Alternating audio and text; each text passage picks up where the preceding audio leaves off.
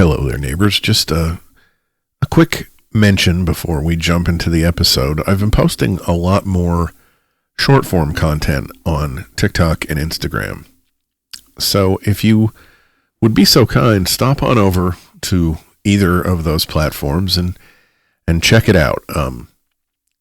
It's in the same vein as the things that I talk about on the podcast. Once in a while, there's some content there that's a little bit more lighthearted and comedic than the podcast itself, but I think you'll enjoy it. And if you do, please like, follow, and comment if you would. Alrighty then, let's move on to the episode. Nobody hates the expert when the plane is landing. Nobody hears the pilot come over the loudspeaker and make its announcement and then, say to the flight attendant, "Excuse me, is this one of those elitist pilots with lots of training? Because I was hoping for a regular guy with common sense and some good YouTube sources." Nobody wants a dentist who did his own research. Nobody wants a bridge designed by a podcaster with a hunch. Nobody wants a surgeon who says, the medical establishment doesn't want you to know this, but I've got a steak knife and a lot of confidence. We understand expertise when the consequences are immediate. We understand it when the tooth hurts or when the brakes fail or when the roof leaks or the heart monitor starts screaming or, the accountant says, "Please do not write off your entire house as a podcast studio unless you want the IRS tap dancing through your kitchen." In those moments, nobody says, "Give me the amateur." But the second expertise becomes politically or financially inconvenient, then everything suddenly changes. A scientist says the planet is warming and it's a science hoax. A doctor says vaccines save lives and, now all of a sudden medicine is tyranny. A historian says American history is more complicated than a 4th of July commercial. And suddenly, history is woke and full of indoctrination. An election official says the votes were counted accurately and suddenly election workers are part of the deep state. A regulator says a corporation is poisoning people and overcharging people or denying care or destroying land and water, and suddenly regulation is socialism. That is the trick. They do not hate expertise.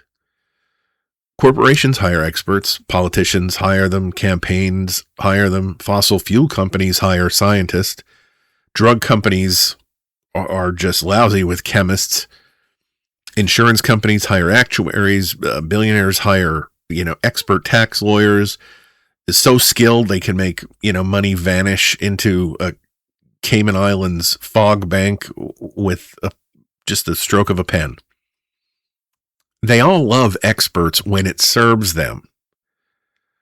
What they hate is expertise they can control. They hate the expert who dares say no. No, that claim is false. No, that policy will actually hurt people. No, that drug price is not inevitable. No, that denial of care is not medical judgment. No, that election was not stolen. No, you cannot replace reality with loyalty and expect the roof to stay above you. So this episode is not about worshiping experts. Experts can be wrong. Institutions can fail. Public trust has been damaged, and not always for reasons that are imaginary. But there is a difference between questioning experts and teaching people that expertise itself is the enemy. Because once we are trained to distrust everyone who knows how things work, we don't become freer. We just become easier to fool.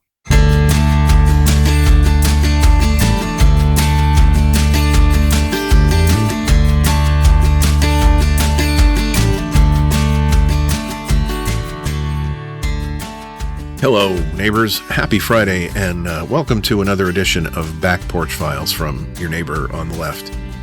podcast where we talk about progressive politics, human decency, and life on the blue side of America's ideological divide.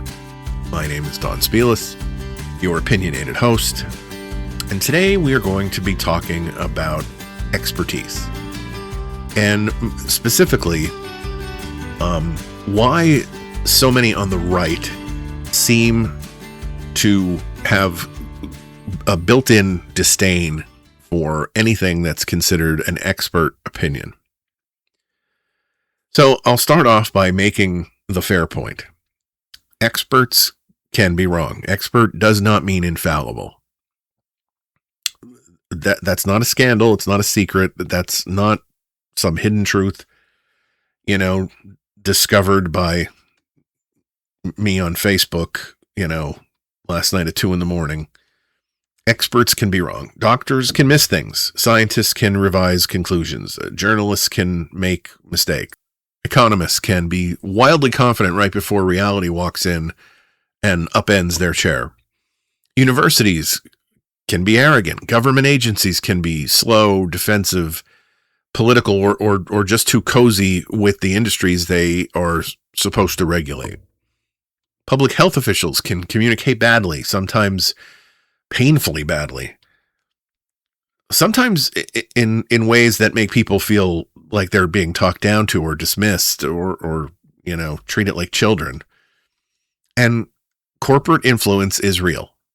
There are industries with long histories of shaping research, funding friendly studies, muddying the waters, delaying regulation, putting very polished people in front of cameras so that they'll say, more research is needed, when what they really mean is, please let us keep making money while everyone else argues over the footnotes. So no, this episode is not asking anyone to blindly trust every person with a title and a degree. Blind trust is not healthy in and of itself. Blind trust in government certainly isn't. Blind trust in corporations certainly isn't. Blind trust in media is not healthy. Blind trust in universities, blind trust in experts, generally speaking, is not healthy. But here is where the scam begins. Bad actors take the fact that experts can sometimes be wrong and use it to sell the idea that expertise itself is worthless. They take the fact that institutions can fail and use it to say that all institutions are corrupt. They take the fact that science changes with new evidence, and they use it to say that science is fake. They grab one mistake, one bad headline, one clumsy press conference, one failed prediction, and they build an escape tunnel from reality. And suddenly the argument then becomes, well, experts have been wrong before. Well, yes, they have. And mechanics have been wrong before, but I'm still not handing my transmission to a guy who says cars are a hoax. The fact that experts can be wrong is not proof that amateurs are magically right. It's proof that human beings are human beings and systems need accountability. That's the part that gets conveniently skipped over. Real expertise has standards, it has methods, it has training, it has peer review, licensing, audits, editors, oversight boards, malpractice claims, inspectors general, professional consequences. And it also has the extremely annoying habit of being checked by other people who also know the subject, otherwise known as peer review. Now, is that system perfect? Certainly not. But there is at least a system. There is at least a way where we say, show your work. Where we say, what evidence supports what you're saying? There's at least a way to say, can someone else please test this? There's a way to say, you got it wrong. We need to correct it. And that is not how propaganda works. Propaganda does not correct itself. It does not say, after reviewing the evidence, we have updated our position. Propaganda says, forget what we said yesterday. Today's enemy is different. Science can say, we learned more. Medicine can say, the standard of care has changed. Journalism can say, we issued a correction. A court can overrule or overturn a ruling. Agencies can admit a policy failed. That does not mean those systems are noble by default. It means they have mechanisms, at least in theory, for letting reality back into the building. Anti-expertise politics has no such mechanism. It does not want correction. It just wants permission. Permission to believe what feels good. Permission to ignore things that are complicated. Permission to treat every warning as an attack. Permission to dismiss every fact check as censorship. Permission to call every expert corrupt unless that expert is standing on the right stage saying the right thing to the right audience while, there's a merch table open in the back of the room. So yes, we have to be skeptical. We have to ask questions and demand evidence and follow the money, check sources, look for conflicts of interest, and pay attention when institutions fail. But we cannot confuse skepticism with the cheap little magic trick of declaring expertise dead every time expertise tells us something that we don't want to hear. The answer to bad expertise is better expertise. The answer to a captured institution is an independent institution. The answer to corporate influence is to insist on transparency and regulation and public interest science and people with enough protection to tell the truth without getting crushed for it. The answer is not to replace a flawed doctor with a supplement salesman. It's not to replace a flawed journalist with a propaganda podcaster. It's not to replace a flawed university with a political think tank. That is not reform. That's demolition with a wellness label slapped on the side. And once we understand that, the next part becomes much easier to see, because the powerful do not actually want a world without experts. They want a world where the experts know their place. The people attacking experts are not actually living without expertise. They are not rugged truth seekers wandering the wilderness with nothing but, common sense and a lantern. They are not rejecting the whole idea that some people know more about certain subjects than other people do. They know better than that. Corporations don't run on vibes. Campaigns don't run on gut feelings. Billionaires don't protect their futures by asking the guy at the end of the bar what he thinks about, capital gains law. The same people who go on television and sneer at experts are surrounded by experts. Lawyers and pollsters and consultants and accountants and speechwriters, opposition researchers, media trainers, risk analysis, lobbyists, economists, data firms, crisis management teams. People whose entire job is to know exactly how the system works so the powerful can bend it without getting their fingerprints all over the steering wheel. Corporations are even more obvious. A fossil fuel company does not drill offshore because the CEO woke up and felt lucky. A pharmaceutical company doesn't develop a drug by passing around a bottle of essential oil and hoping that the molecules reorganize themselves out of respect. An insurance company doesn't calculate risk using horoscopes. Defense contractors don't build a weapons system by issuing a Facebook poll. These organizations live on expertise.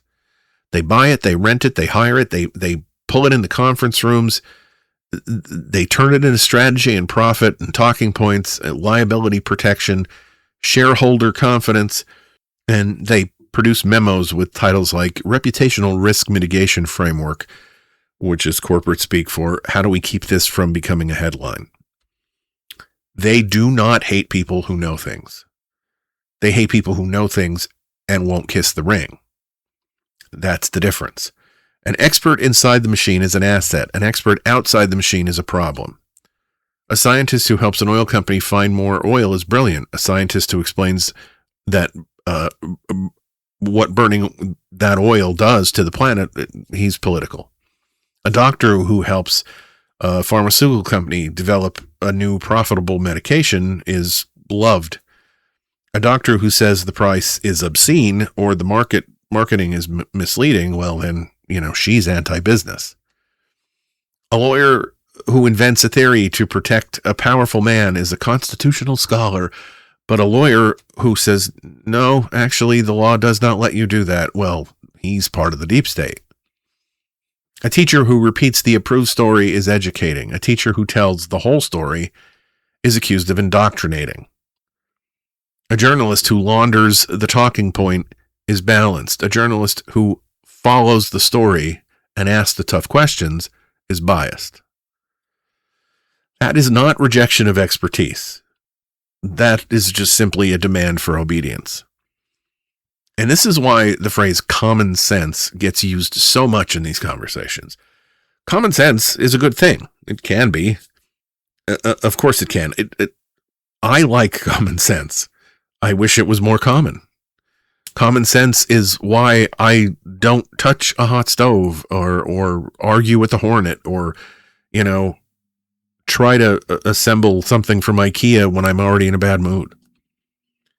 But in politics, common sense often is used as a crowbar. It gets used to pry people away from complexity. Climate science? Well, common sense says weather changes. Immigration policy? Common sense says just close the border. Public health? Common sense says let people decide for themselves. Economic inequality, common sense says rich people have earned it. Of course they have. Education, common sense says stop teaching kids things that make parents uncomfortable. It sounds humble. It sounds grounded, like regular people pushing back against smug elites. But a lot of the time, it's not common sense at all. It's a shortcut around evidence. It's a way of saying, I do not want to learn the details because the details may complicate my opinion. And that is the thing about expertise. It complicates. It slows people down. It says, there's a history here. There's data here. There are trade-offs here. It says that slogan sounds good, but the policy behind it will hurt people. Expertise is inconvenient because it refuses to let every problem be solved with a bumper sticker. It makes it dangerous to certain movements that rely on simplicity and resentment and speed. But again, the powerful are not abandoning expertise for themselves. Don't believe it for a second. They are not trying to make the public abandon trust in independent expertise. The CEO still wants real numbers. The campaign still wants real polling. The lobbyist still wants real legal analysis. On and on and on. The public gets performance, but the powerful get facts. And that arrangement is not accidental. If regular people trust independent expertise, then regular people can ask better questions. Why is this drug so expensive? Why was this claim denied? Why is this factory allowed to poison the water? Why are all these workers getting sick? Why are these disasters getting worse? Why did you say the election was stolen when your own people told you it wasn't? Those are dangerous questions, depending on who you are. Not because they're rude, not because they're uninformed, or because they're gotcha questions. It's precisely because they're informed. Power can handle anger, and anger can be redirected. Anger can be packaged. Anger can be pointed at immigrants and teachers and trans kids and college students and, drag queens and paper straws or whatever the hell the outrage buffet is serving that particular week. But informed anger is different. Informed anger brings receipts. Informed anger knows where the money went, and it can tell the difference between a scapegoat and a beneficiary. That's what independent expertise makes possible. It gives ordinary people tools. Evidence, context, history, data, inspection reports, medical standards, legal limits, environmental measurements, labor statistics, budget numbers, records. And when people have those tools, power has a harder time selling them fairy tales with invoices attached. So the war on expertise is not about freeing people from elites. Absolutely, positively not. It's about keeping people dependent on the approved messengers. It's about making sure the public distrusts the expert who checks the claim, but trusts the politician who makes the claim. It's about making sure the public doubts the scientist, but believes the oil company. That it, questions the teacher, but applauds the demagogue. It's about making sure the public sneers at the journalist, but shares the meme. And that's not independence. It's simply managed ignorance.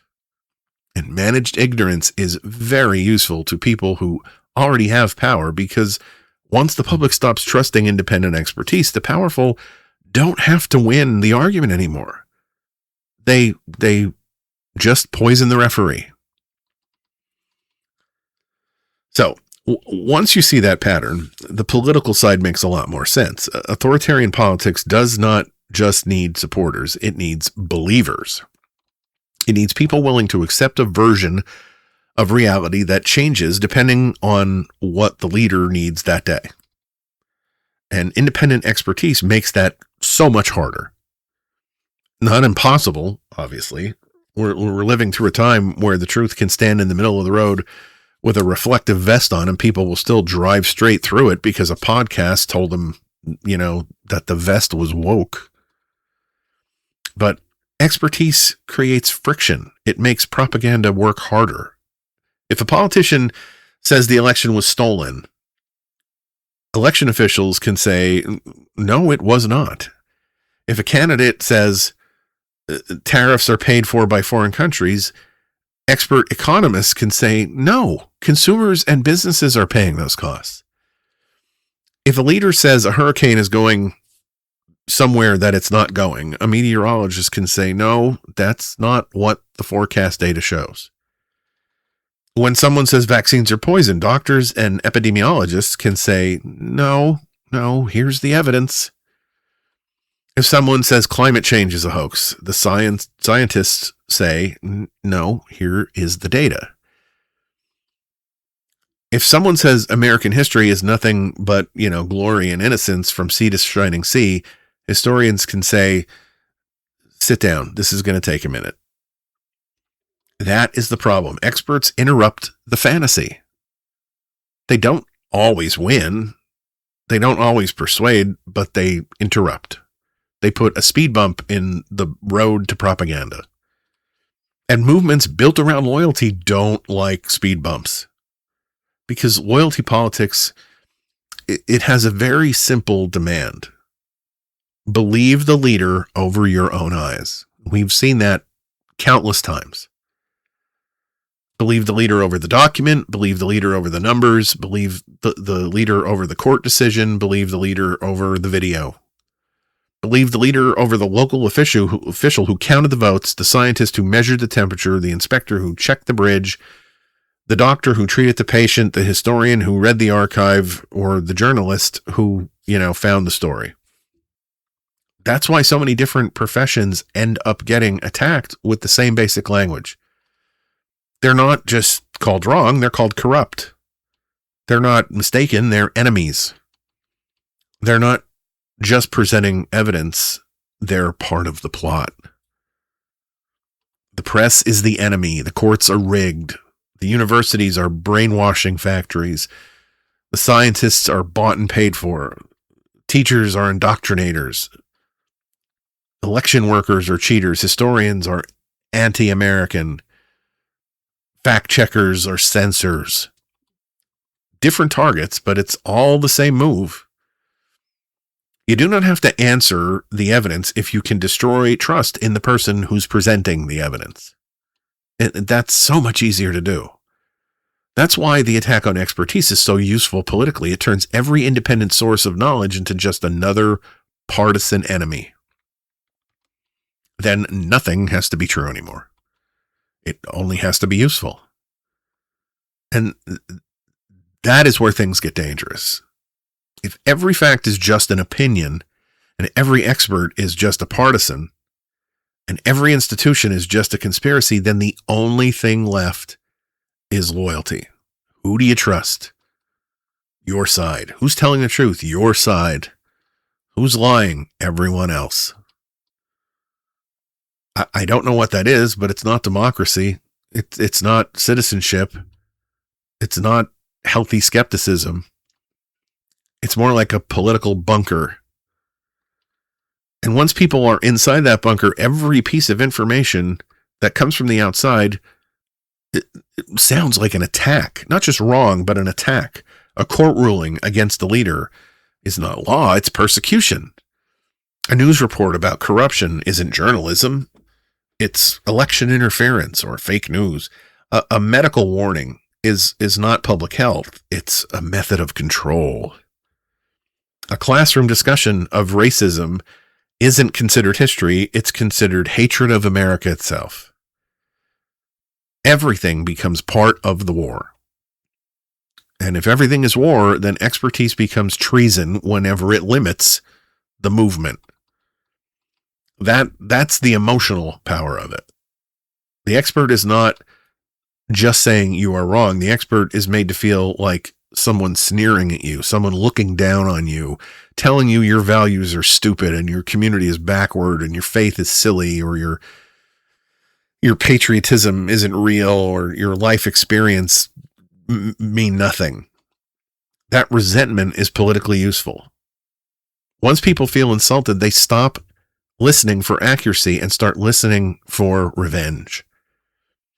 A demagogue does not have to prove the expert wrong. He only has to make the audience enjoy watching the expert get humiliated. That's how you get a politics where ignorance is sold as courage. Where not knowing becomes proof that you have not been corrupted. When refusing to learn is a badge of authenticity. Where the loudest guy in the room gets treated like the only honest one because he's willing to say what the experts won't say. But a lot of what the experts will not say is just nonsense. And that's the part that gets lost. They will not say vaccines are a global depopulation scheme because that's not real. It's a fever dream, fan fiction. They will not say climate change is a hoax because that's not the science.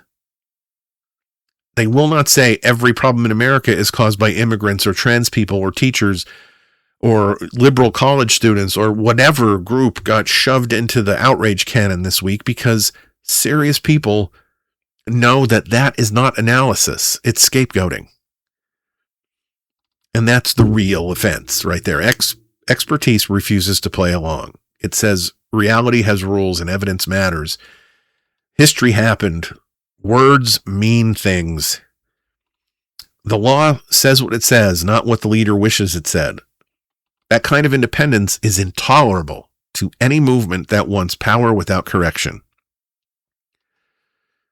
It has purpose. It clears the field. If the public stops trusting journalists, politicians don't have to work as hard when they lie.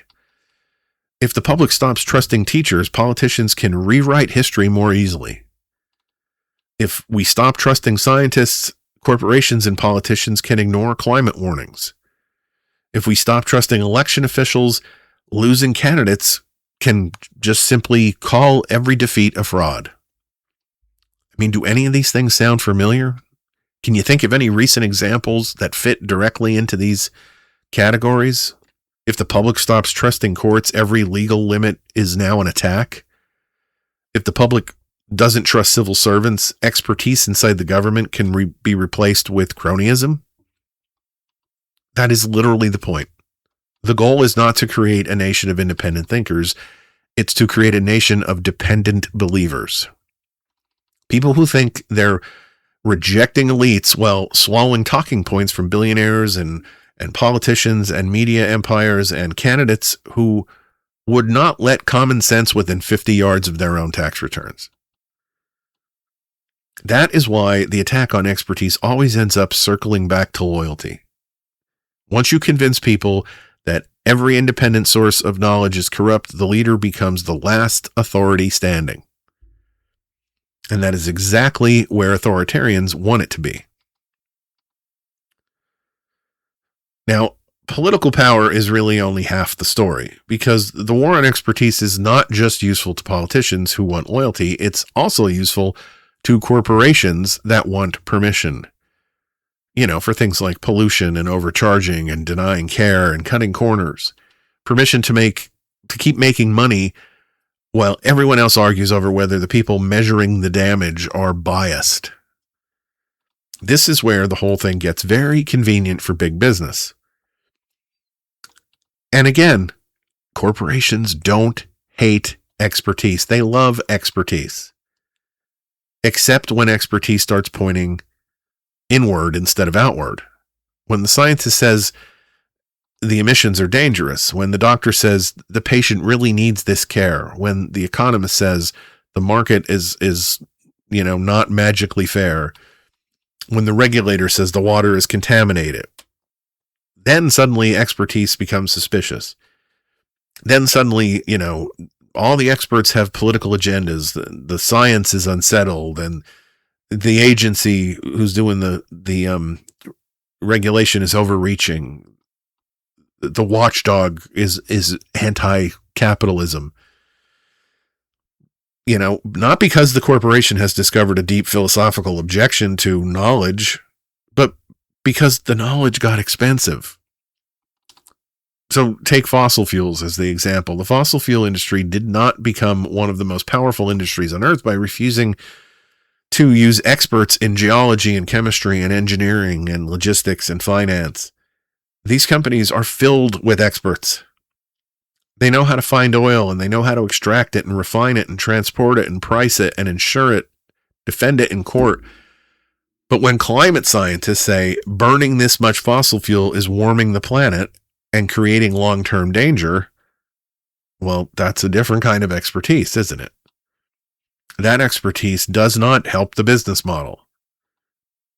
Because if the experts are right, then there are consequences. Regulation and transition, liability, investment in alternatives, limits, accountability. And no industry wants to wake up one morning and find accountability sitting at the front door, with a clipboard. So the easiest answer is not always to prove the experts wrong. The easier answer is usually to make the public unsure whether anyone can be trusted. Maybe the scientists are alarmists. Maybe the data is political. Maybe the models are wrong. More research is needed. Doing anything along these lines would hurt jobs. Maybe China is the real problem. Maybe the real problem is liberals wanting to control your stove and your truck and your burger and your straws and your light bulb and eventually, I assume, you. It doesn't have to be a better argument. It just has to delay action. Doubt is profitable. Confusion is profitable. Delay. And while the public is being trained to, distrust the people warning about the fire, the people selling the matches can keep cashing their checks. There's a very similar pattern in healthcare. Think about health insurance. If a doctor says you need a test or a treatment or a medication or a procedure, that should matter.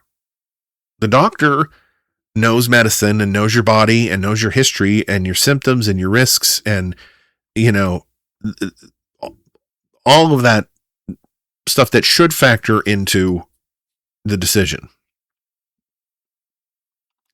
But in American healthcare, medical expertise often has to walk through a very narrow financial checkpoint: prior authorization, claim review, a medical necessity review, a denial letter written in language so sterile it could survive on the moon.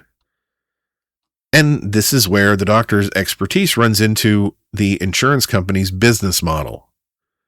Because the insurer isn't just asking, what does the patient need? The insurer is asking, what is the minimum that we can get away with paying for? And when those two priorities collide, the doctor's medical expertise and the insurer's business model, patients get stuck in the gears. The company doesn't have to say, we hate doctors. Of course not. They have doctors. They have medical directors. They have review systems. They have entire departments that sound very official. But the structure puts financial control over medical judgment. The doctor says this is needed. The system says, prove it. And the doctor says, I already did. And they say, prove it again. And he says, okay, I proved it twice. They say, well, you didn't use this form. Doctor says, come on, man, the patient's getting worse. And the system says, we'll have an answer in 7 to 10 business days. That is not a system where medicine is leading. That's a system where medicine is pleading.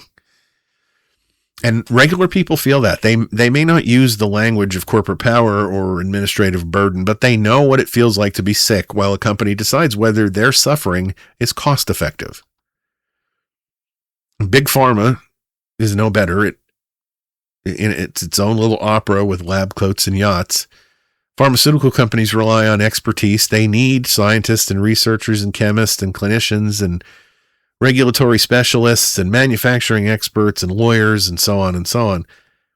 They need public trust in science when a drug is being approved. They need the credibility of expert medical research when a medication is being prescribed. They need doctors to explain the benefits and patients to believe in all these experts.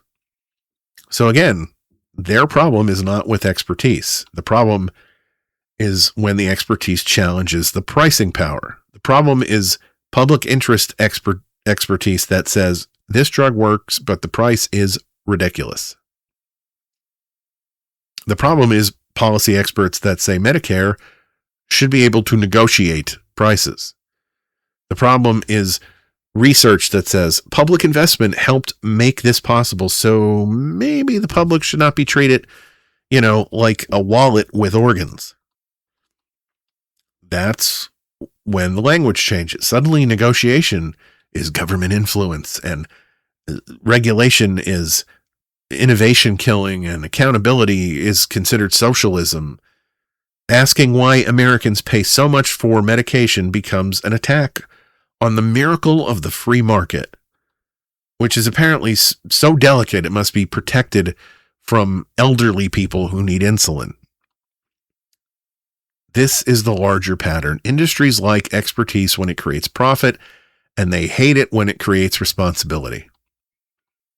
Chemical companies, tobacco companies, food companies, private prisons, payday lenders, the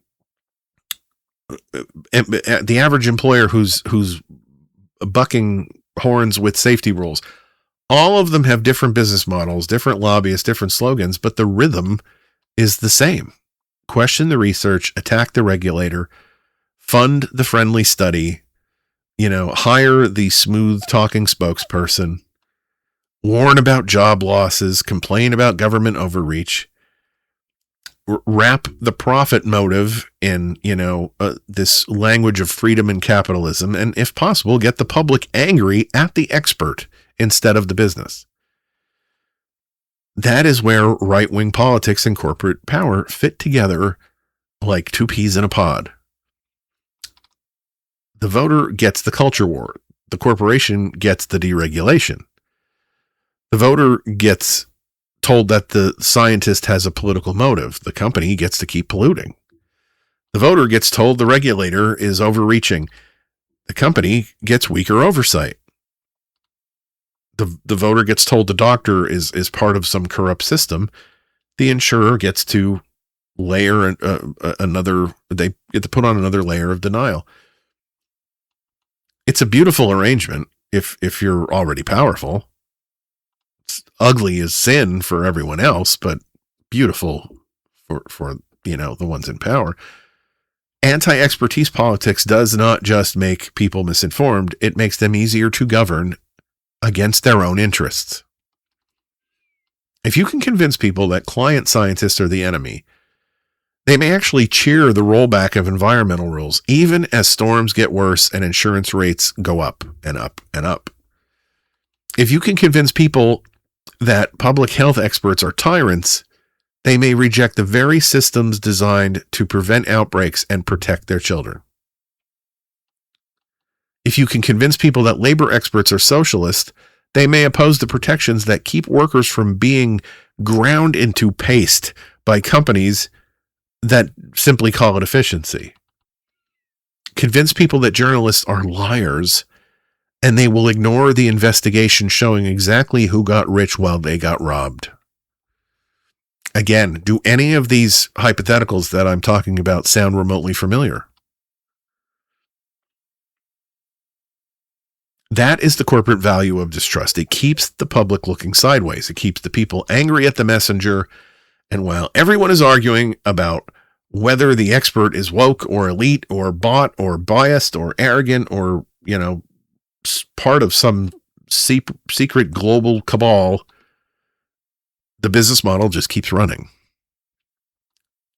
That is why independent expertise matters, not because experts are saints, not because institutions are pure, not because every scientist or doctor or journalist or whatever should be treated like some sort of sacred oracle, but because without independent expertise, regular people have almost zero defense against concentrated power. They can't smell every toxin. They can't audit every hospital bill. They can't inspect bridges on their own. They can't test the medication they're being prescribed. You can't read every corporate filing and trace every campaign donation or decode every insurance document, so on and so on. A modern society is far too complicated for everyone to personally verify everything from scratch. And that's just reality. We need people who know things. We need them to have enough protection so that they can speak. We need them independent enough to challenge power, and we need a public that can tell the difference between what is honest skepticism and the very profitable habit of calling every inconvenient fact a conspiracy. When expertise threatens the business model does not usually apologize. It just hires another lobbyist. There's another piece of this that matters because the war on expertise is not only political and corporate, it's cultural as well. And this is where education gets turned into a kind of contamination. Not education in the normal sense, not learning a trade or studying a subject or mastering a skill. The right still respects education when it approves of the outcome. They like credentials when the credentialed person agrees with them. A doctor who validates vaccine fear becomes a brave truth teller.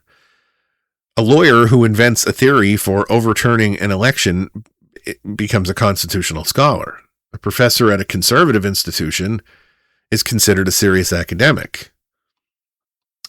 The problem they have is not with education itself. The problem is education that doesn't flatter their worldview.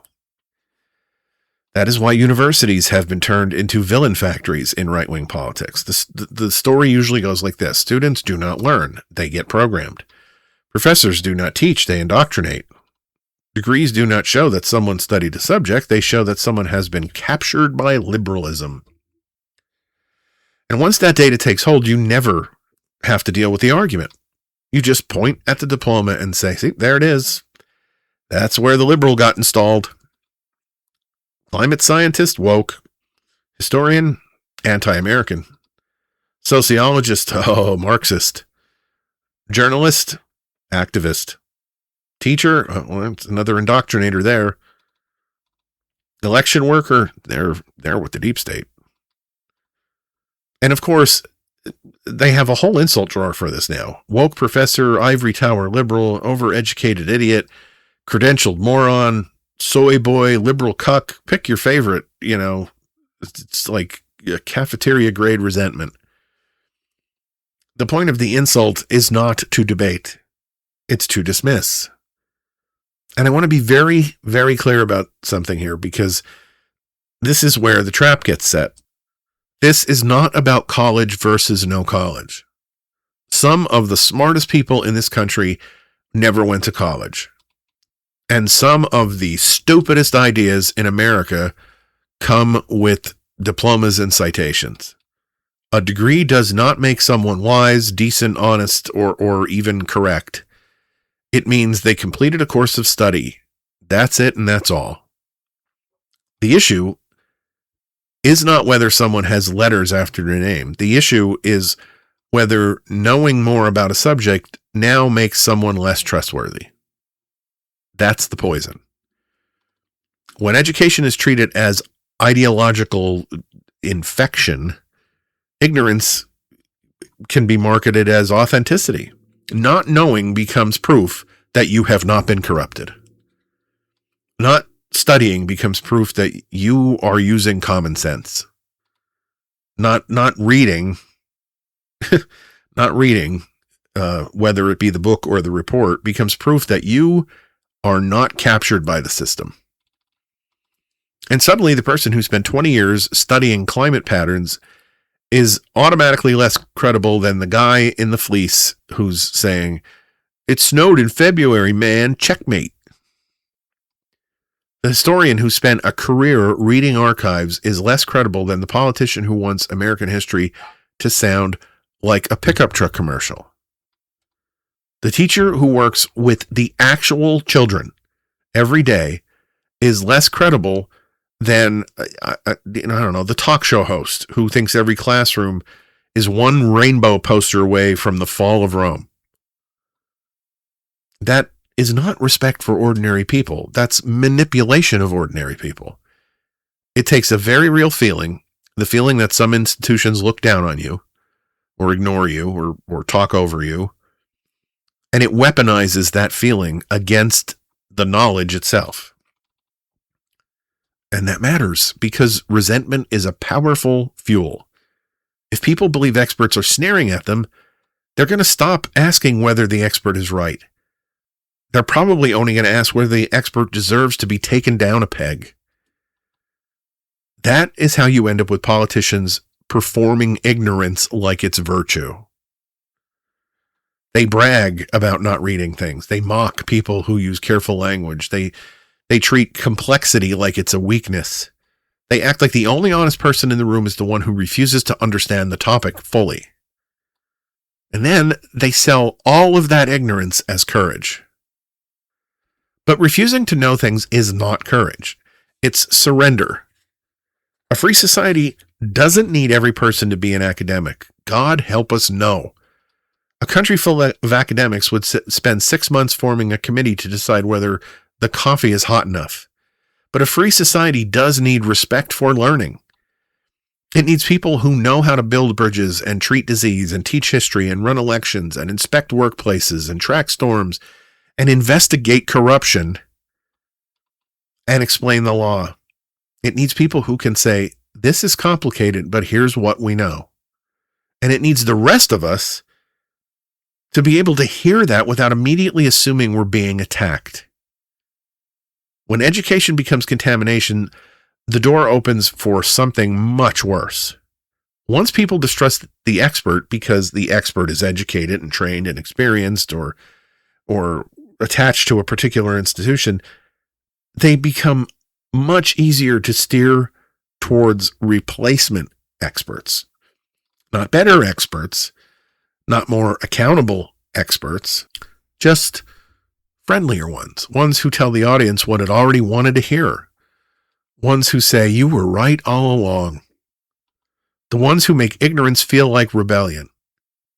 And that brings us to one of the strangest and most dangerous examples of this whole pattern, this wellness-flavored, anti-corporate, anti-expert politics fog that's wrapped around RFK Jr. and Maha. These two things fit into this episode in a very specific way. Not because every single concern they raise is imaginary. That would be too easy and would also be wrong. There are real problems in American health. Chronic disease is real. Ultra-processed food is real. Big Pharma has absolutely earned scrutiny. Drug prices are nothing short of obscene. Health insurance companies interfere with care in ways that should make every decent person want to throw something through the wall. Corporate capture is not a fantasy. Public trust has been damaged, and for reasons that are not made up. So when people hear a message that says something is wrong here, a lot of them are not crazy for listening. Something is wrong here. The problem is what happens next. Because the useful question is, how do we build stronger, more independent public systems that can stand up to corporate power? But the Maha-style answer too often becomes, the entire system is lying to you, so trust the people who have built careers out of telling you that the whole system is lying to you. And that is the point where the floor drops out. There is a difference, a big difference between saying corporate power can corrupt science and saying, therefore, all science is corrupt. There is a difference between saying public health agencies have made mistakes and saying, therefore, public health is tyranny. There's a difference between saying pharmaceutical companies have too much influence and saying, therefore, medical consensus is a scam. That leap is where legitimate distrust gets just fed right into the wood chipper and sprayed back out as information. RFK Jr. is the case study in that mutation. He takes real anger at corporate abuse and redirects it towards distrust of public knowledge itself. And that's dangerous because it feels rebellious. It feels like he's standing up to power. It feels like he's saying, I am not going to be fooled by big pharma, big food, big government, or big whatever. But if the result is that people stop trusting doctors and epidemiologists and medical consensus and public health agencies and research and vaccine science and regulatory expertise, then who is left to challenge the corporate power? Influencers?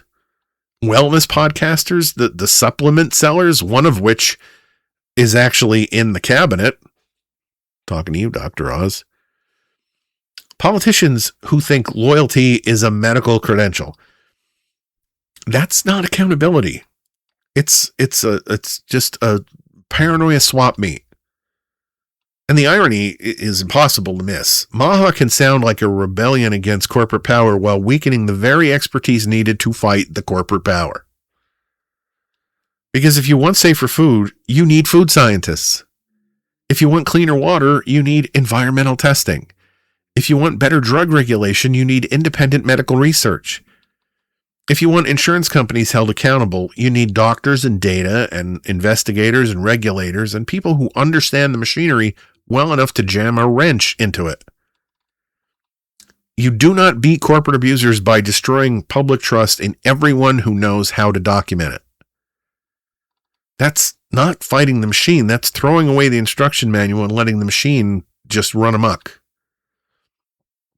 This is also where the politics get very convenient because Maha uses the language of health and wellness and children and chronic illness and corporate corruption. That language reaches people who may not respond to ordinary Republican talking points. It has like a crunchy coating. It sounds less like deregulation agenda and more like a mom in a grocery store aisle reading ingredients and wondering why, half the box sounds like it was named by a Bond villain.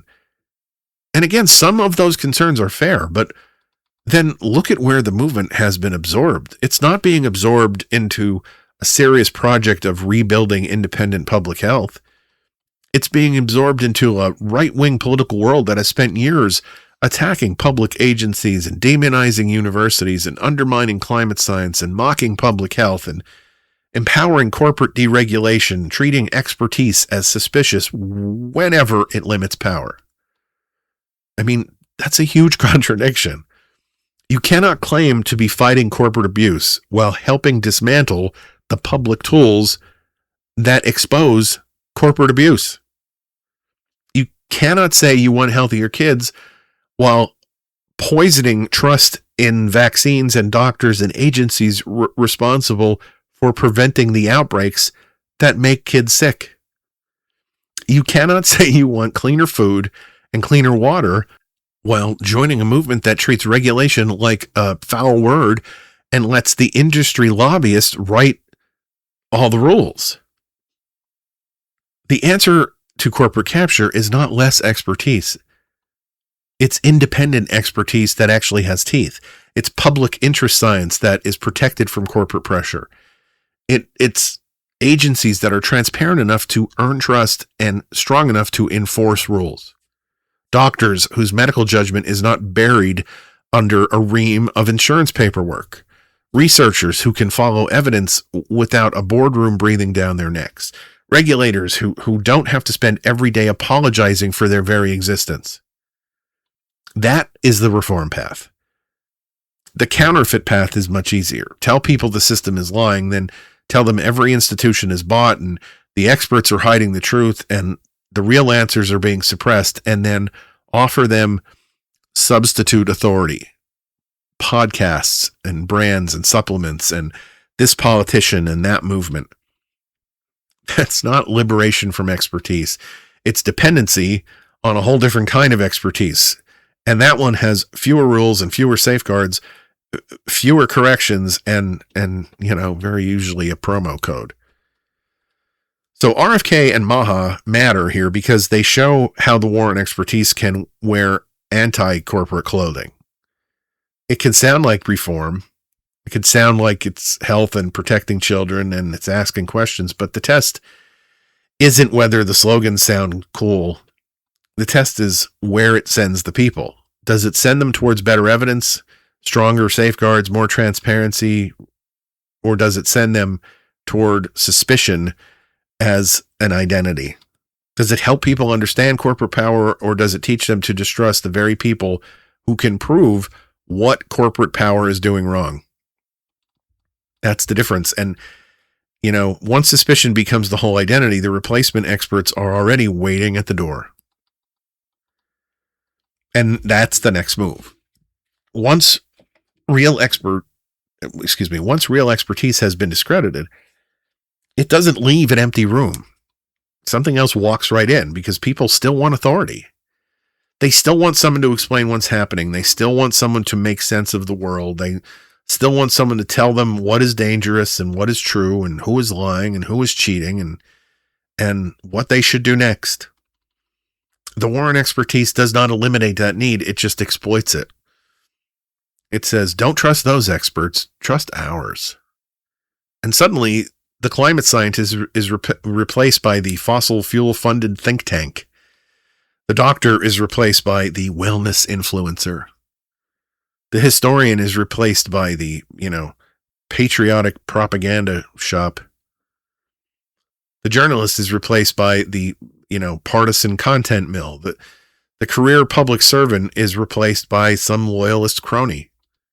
The researcher is replaced by the podcast guest who is, just asking questions for 90 uninterrupted minutes while somehow never asking the question, who's funding all this? That is the paid fog machine. The goal is not always to convince people one specific alternative fact. Sometimes the goal is to just make everything so hazy that you can't see anything. Maybe climate change is real. Maybe it's not. Maybe vaccines work. Maybe they're dangerous. Maybe the election was secure. Maybe something strange happened. Maybe the judge is following the law. Maybe the whole case is rigged. Maybe the journalist has documents. Maybe the documents are fake. Maybe the expert is right. Maybe the expert is part of a plot. That fog is useful. When people cannot tell what's true, many of them stop asking for truth and just start choosing a team. Once truth becomes team identity, the replacement expert doesn't need to be accurate. He just needs to be loyal. That is how a movement can claim to be anti-elite while taking its cues from billionaires, media empires, corporate-funded organizations, political operatives, celebrity influencers. The old expert had credentials. The new expert has confidence. The old one had peer review. The new one has followers. The old expert had to show data. The new expert says, they don't want you to know this. The old expert could be corrected. The new expert turns correction into prosecution. And that last one is important. In the replacement expert economy, being challenged does not weaken the claim. It strengthens the brand. A doctor says the claim is false. That proves the medical establishment is scared. A journalist debunks the story. That proves the media is covering it up. A university researcher points out the evidence that does not support the claim. Well, that proves that academia is captured. A platform flags some sort of misinformation. That proves that they're all for censorship. Every correction becomes part of the mythology. It's a self-sealing jar of nonsense. And once someone is inside it, the facts don't get in very easily. They hit the lid and slide down the side. This is why that whole "I'm just asking questions" routine is so aggravating but useful for them. Questions are good. Of course they are. Questions matter. Questions are how we learn. But just asking questions can also become a way to launder claims without taking responsibility for them. You don't say the election was stolen. You say, was the election really stolen? You don't say vaccines are dangerous. You say, are vaccines really safe? You don't have any proof that teachers are secretly grooming children. So you just say, are teachers secretly grooming children? And on and on and on it goes. The question mark, question mark, question mark. No proof required, no standard of evidence, no responsibility for the panic that it is created. Just a little cloud of suspicion released into the room, and then everyone acts surprised when people start coughing. A real inquiry has a destination. It asks a question, and then it follows the evidence. The fake version asks a question and then lives forever in the asking. Suspicion is the product. And that product sells, brother. It sells books and supplements and subscriptions, speaking tours, campaign donations, ad revenue. That is why fake expertise is not just a mistake. It's an ecosystem. There's money in telling people they are being lied to. There is status in presenting yourself as the brave truth teller. There is power in becoming the person your audience trusts more than a doctor, a teacher, a scientist, a journalist, a judge, whatever, anyone else who might interrupt the story. Once that ecosystem is built, the incentives are terrible. Calm does not sell as well as panic. Correction does not sell as well as conspiracy. Complexity doesn't travel nearly as fast as outrage. A careful explanation arrives wearing sensible shoes while the lie is already halfway around the internet doing donuts. So the replacement experts have every reason to keep escalating. The claim has to get bigger.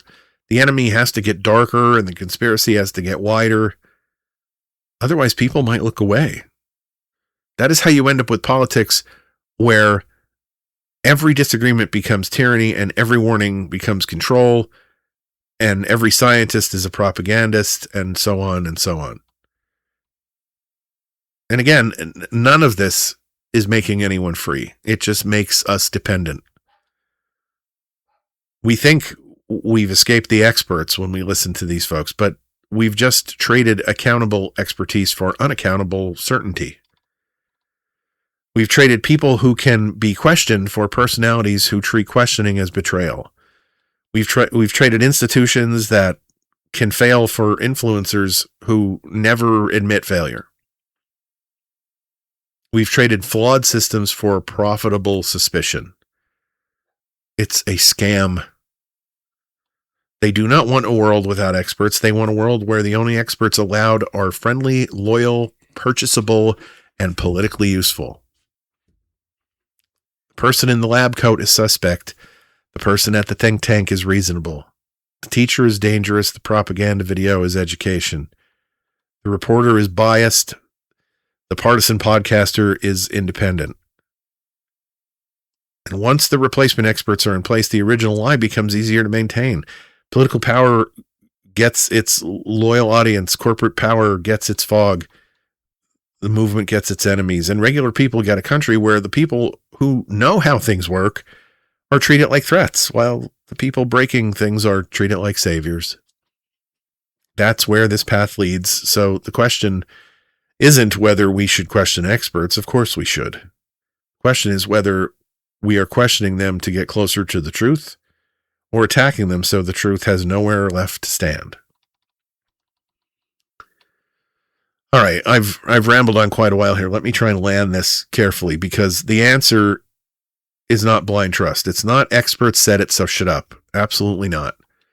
You have to question experts and challenge institutions and demand evidence, follow the money, look for conflicts of interest.